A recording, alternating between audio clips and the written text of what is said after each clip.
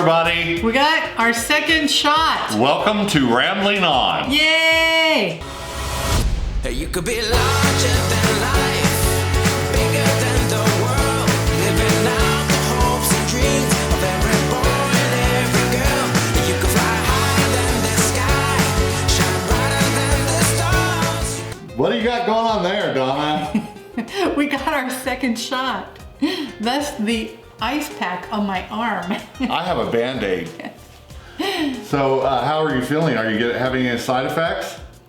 Well, I just got the shot and it hurt really bad. Last time, the first shot rather, my arm hurt really bad the second day, so I thought I'd get in front of it this time and at least get some ice on it. No, that's a good plan. And we've had our first shot. This was the second shot. And I got to tell you, it feels really good to think that you are somewhat safe now. Probably what, 90% safe? Because there's still some variants and but it feels good.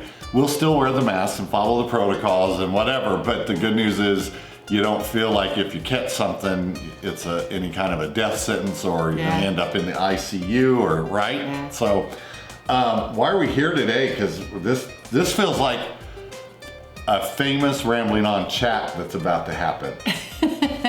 We thought, and we've done it here and there before, but I don't know that we've ever actually compiled a list of the top 10 beginner mistakes. Well, what we get, and this list was made from questions we have gotten, or excuse me, bad grammar, questions we have received. And so Donna was cool enough to go through our stuff and find the questions and find, if we don't have the answers, you know our rule, we'll get you the answers. So did you put them in like numerical order? They're not in any particular order, but one of the first things that I know, there's actually 13. There's 13, you can't count. Well, I just wanted to, 10 the nice round number, but we did have more questions than that, so I wanted to make sure we addressed them all, because I think some of them are important, right? Yeah, so it looks like the first one is gas up the night before. Yes, very important. Carl always tries to make sure that he's got a full tank of gas. Fuel, it's diesel, it's called fuel. But here's what I do is it's not just the night before, it's really the night before you pick up your rig, because once you're hitched, once you are hitched and hooked, you aren't gonna want to, if you're like me, you're not gonna want to go through some kind of a fuel station, filling station, and unless it's a truck stop, which is what we tend to do, we use the bigger stations when we're on the road. But for going around town, getting the rig out of storage, whatever, we always fuel up before we head to the storage area. So that's tip number one. If you want, you can make a checklist. We'll also put this list down below as kind of a checklist of things to think about as you're getting ready to go. Number 2, measure the height of your RV. Before you go anywhere, especially if it's brand new, you want to get the overall height, including air conditioners, anything that's up there on the top. You want to get the overall height and then put it somewhere, maybe near the dashboard, put it on a Post-it note, put it in your phone, save it, because the first time you come to that bridge and you're driving 70 miles an hour going, are we gonna fit? Is it too low? So here's the good news too, is if you have a newer rig, it's probably gonna tell you the height somewhere on the stickers. The other thing you can do is literally drop a tape measure from the roof, taking into account, I think you mentioned it, your air conditioners and the higher stuff that's up there already, and you can get a really good close number. And if you remember, about 5 episodes back, give or take, we went to a cute little town called Pawhuska, Oklahoma. It was during our Kansas City trip, and I can't remember if we show it in the video, but we came across one of those bridges. We ended up going on a back road, shortcut really, to get from 2 lanes. There was nowhere to go. Yeah, to get from Oklahoma to Kansas City, right? So our GPS routed us on this back road highway. It was in good shape, but it was just 2 lanes. And we came up on these old iron bridges that you may be familiar with. They kind of look like crisscross lattice work as they go across their span. And we literally had to like go real slow. Donna, I think, got out and looked for a second, and to make sure we can fit, because neither one of us could remember the height of our It rig. was 14 feet, and you were pretty confident that we were okay. Yeah, because So we're at about 13.3 or so. So our rule of thumb is nothing lower than 14 feet. But And there then was we know we can no make it. place to turn around. It's not like if it was too low of a bridge, we had anywhere we could have gone. No, I mean, we were you stuck. can't make a U-turn in this thing. No, Easy. not easily. So yeah. So just make sure you know the height of your rig, even if it's a travel trailer and not a Yeah, fifth yeah. wheel, because Either way. it's probably higher than your tow vehicle. And at the end of the day, you could get into a weird situation with awnings at fast food places. Some people, believe it or not, pull their trailers through them. We don't. But my point is you never know when there's going to be some kind of an overhang that can mess with you. Third one, tire pressure monitor system. It's not a must-have, but it's a great to have. It's a safety thing for me. We've talked about tires probably on 10 episodes. And if you don't have that, then carry your tire pressure gauge with you. When you stop, check your tires. Anytime you stop, you should be checking your tires to see if they're heating up. You should check the pressure in them, see if they're low. A hot tire means what? It means a low pressure tire, and heat is bad for tires, especially when it's going from the inside out. And what happens, that air expands under the heat and you blow a tire. And it can be very unsafe if it's a tow vehicle, you're towing something. And so if you can't or don't want to get the system, just tires are your number one safety item. Okay, not everything is necessarily a beginner mistake, but something that you should always make sure that you have with you is a 30 and 50. If you have a 50 amp rig, you should have a 30 as well as a 50 amp extension cord. Adapter, right? And a lot of people call them a dog bone. It steps it down from 50 to 30. Remember, the power that comes into your rig is 120 or 110, whatever. You're not getting 220 into your rig ever. So the idea here is you can step down and step up. If you have a 30 amp rig, you can step up from 30 to 50. It's not as I didn't know safe. that. You can, because you're still dealing with the same voltage. You don't need 50 amps for a 30 amp rig, but some people have had to step up because there was no other choice. Rarely do you run into the fact that you only have 50 available. It'll just give you more versatility. Usually if you have 50, you have 30. 30 is kind of a standard. 50 is the step up. So we've had to step down before. A basic toolkit that's just kind of self-explanatory. And Carl showed you guys those little strange drill bits or screw bits that these campers have on them. It's always a good thing to have. Yeah, they all use different types of fasteners. And the other thing we have is we have several wrenches that are multi-use. We have one that you can flip and it's a different socket each time, but they're attached constantly so you don't lose those little sockets. And we have ratchet, box-in ratchets that are really handy. So anyway, the more 2-in-1, 3-in-1, 4-in-1 tools you can have, that's the less space you're taking up in your rig also. Know where your fuse box is, right? We've blown so many breakers. Carl calls me the queen of breakers. Anyway, but know where your fuse box is, know where your fuses are, know if you need to get fuses. Right, because you can't just go anywhere and get a 40 amp fuse. remember, in your rig, you're going to have breakers like you have at home that flip. They're like a switch, right? And you're also going to have what we think of as automobile style fuses, right? Because part of your rig runs on 12 volt, part of it runs on the 110 that's coming in from the pillar. So you want to have an array of those little fuses, because you never know when one of those is just going to give out on you, and then all of a sudden you don't have lights somewhere you need light, that sort of thing. And I recommend you put them in your glove box in your truck. That'll make them a lot quicker to get to. Pack a lunch. I always pack a lunch for us in the camper, even if it's going to be like an hour and a half trip or something like that. Snacks, drinks, because you just never know. Last time we were out, remember we got stuck by that train? We were an hour and a half out of our way, an hour and a half waiting for the train. I was able to get into the camper and fix us some lunch. You just never know. You don't know Right. what your situation's going to You be. can't always do that. And as a matter of fact, depending on how long this video is going to be, you may want to pack a lunch right now. We'll pause while you do that. Just hit that pause button and we'll be back with you when you're ready. He's a long talker. Okay, don't publicize the fact you guys are going on a long trip. That's just a safety precaution. We don't. We always post these videos after our trips, and we try very hard not to just, you know, tell the whole world that we're going to be gone. We've done it a few times where we have said, hey, next week we're going to be in blah, blah, blah. What that really means is the next video is going to be about that place.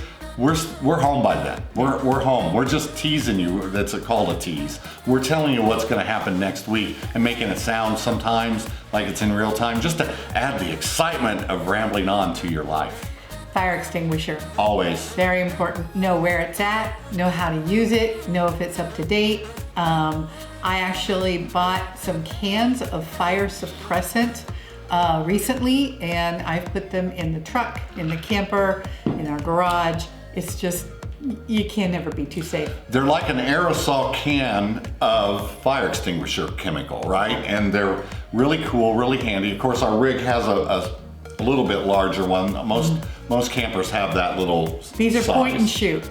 Point and shoot. Yeah, but you want them around. Didn't you have a fire at some point and you didn't have a way to put it out? No, our neighbor did. Oh, that's what it was. Too hot of oil on his Blackstone, and he had it just combusted. What's that called? It like instantly. Spontaneously combusted. Yeah. And he was using, let's not even talk about it, because he's a good friend of ours and we're not going to tell you the whole story, but just suffice to say that a fire extinguisher is important for all of us. Do a walk around. Before you leave your campground, do a walk around. We both do our walk around separately. It's very important.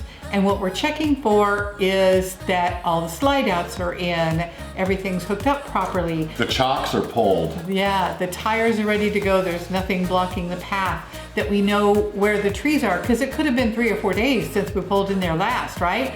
You may not remember what's up there. Look up, look under, look down. Look for wiring. Make sure you've got everything unplugged. Wait, you're on a roll. Look in, look out, look over, look under. So here's the other thing though, and keep this in mind. Donna touched on it, but I'm going to reiterate. Do your walks, if you're a couple or whatever, do your walks separate, but look for the same stuff. In other words, don't section off the campground. You do the back, I'll do the front. You do the side, I'll do that side. Yeah. Do full walk arounds, both of you, because 4 eyes are better than 2 eyes. And absolutely. I can't tell you the number of times I thought we had it all figured out, and Donna was like, are you going to pull those chocks? So you save yourself a lot of trouble if you just take a few extra steps. So we've talked before about being in a hurry, going 100 miles an hour, thinking you had to get there, have to get it done. You don't have to. It's your schedule. You're planning your day. So take your time. This next one kind of falls along that line. Make a checklist, right? If that helps you, make a checklist for whatever it is that you need to do. If it's when you first get there or when you're leaving or whatever that is. And if you're traveling with Donna, also put on your checklist to bring a checkbook. All right, stupid joke. What else you got there? When you guys leave to go somewhere while you're camping, pull your awning in. Always. Or if you get there and you happen to notice that nobody else has their awning out, there might be a good reason for that. Pull your awning in. Even if you have a wind sensor awning, pull your awning in if you're not going to be at your campground. They're very expensive and you don't want to have to replace it. And they can cause you a big problem in that if they truly get real wonky and bent up and scrambled, now how do you get your rig to a repair place or whatever because you can't get your awning in? Yeah. So always land on the side of safety and don't take anything for granted and pull your awning in. And the last thing I've got is chalk the wheels. Yeah, here's what happens a lot to all of us, or could happen, is that chalking the wheels, it's time sensitive, when you do it and when you don't. And let me explain. When you're backing up under your rig, the wheels should still be chalked. When you're hooked up and you've got power going to your brakes, then you can unchalk the wheels. I have heard of, and I've never seen it, but I've heard of people who, in their haste to get everything done, they pulled their chocks, campers sat there fine, waited for them, then when they got there to hook up, they bumped the camper and it went rolling away, right? That kind of thing. So what you don't want to do is unchock, pulling the chocks, are kind of the last thing we do. Slides are in, we're hitched up, power to the brakes, set up, we're ready to go, pull that chock. And we do pretty good with that. Couple of things I got from online, because we haven't been doing a lot of camping, so put your checkbook on your checklist. This is a contraption to hold the refrigerator doors open when they're not in use. Why would you do that? What happens is you get mold in your refrigerators. When you get home, you've unpacked them, they're still cold, they haven't thawed to room temperature yet, and if you close those doors up, you're gonna get mold. And so the easiest way, and they make gadgets, they make all kinds of, you can DIY it yourself too, but I've been DIYing it. Now that it's in a storage facility and not in our backyard, it's a little harder to do. So I bought these, and they're gonna prop those refrigerator doors open and hold them there until we get to our destination. So once you attach that, will it let the door swing out more, but it just won't let it close, or does it hold it in a position? It holds it in a position. Okay, so you could almost maybe travel with those. Like we come home, we unload all of our refrigerated stuff and everything else. So you could literally attach those while we're at home, and it would travel down to the place without the door flopping, right? Yeah, exactly. Oh. And then if you guys saw in the last video, Carl's little DIY trick for hooking his hose up to our city water connection. Okay, that's just goofy what I did there, but it worked. But anyway. Talk about that. So as just a kind gesture, I bought him a quick connect so that he can put the one end on the city water connection on the rig, the other end goes on the hose, and it's just a pull and then they just click in together. So it's a quick connect for your water hose. I can't wait to try it. I hope I can leave the one attached to the rig in that door will still close. That's my only concern. But if not, he'll let you know if it works or not. Yeah, I'm kind of looking forward to checking it out. You're driving around with a pipe wrench on your hose. So it worked. It's not a pipe wrench. It's vice grips. Oh, vice grips. So try it. It's handy and it works. We all have vice grips, right? And you always know where they're at. They're hooked up to your hose, and it makes hooking up your hose easier. I think we've pretty well exhausted our time together, right? Anyway, you guys have any questions about any of this stuff? We'll try to put a link down at the bottom to some of it. We can certainly let you know where we've got it or where you can get it either way, and which ones we like the best. No endorsements whatsoever. Nobody's paying us to tell you guys this stuff. We're just offering it because somebody's learned the hard way. Yeah, well, we all do. We all. Here's two things I'm gonna leave you with, right? 2 words of wisdom. I was driving home from work today thinking about this. 2 words of wisdom. 1, you will always make mistakes. There will always be something you forget to do, or you don't do it right, or whatever. And unfortunately, sometimes those mistakes cost you a little bit of money, and sometimes they could cost you a lot of money. But that's human. We're human, and there's a lot to do. And you're either going to have to be married to a checklist. That's a phone. Married to a checklist, or you're going to have to just try to keep it in your memory and work with each other. That we do that a lot, where we remind each other of stuff. As we're pulling away from the campground to go do something, and the camper's sitting there, one of us will say, "Did you close the awning?" That kind of stuff. You just want to always kind of double check yourself. And we've been doing this quite a while, so you just can't ever let up. No. You can't ever let your guard down. No, it's kind of like driving or flying an airplane. Probably I've never flown one, but some of this stuff you just can't forget to do, right? But it is going to happen. You're going to forget stuff. It's going to happen. The second thing I'll tell you, and I'll leave you with this tidbit. I was talking to my brother Jim. You've met him about RVs and campers and size and style and type and length and whatnot. And I don't think, as hard as we all try and we all want to, and we're even kind of browsing at RVs now, I doubt we'll get one soon, but you will never get the perfect rig. It's just not gonna happen. It's just not. But guess what? Is your house perfect? Is your car the perfect car?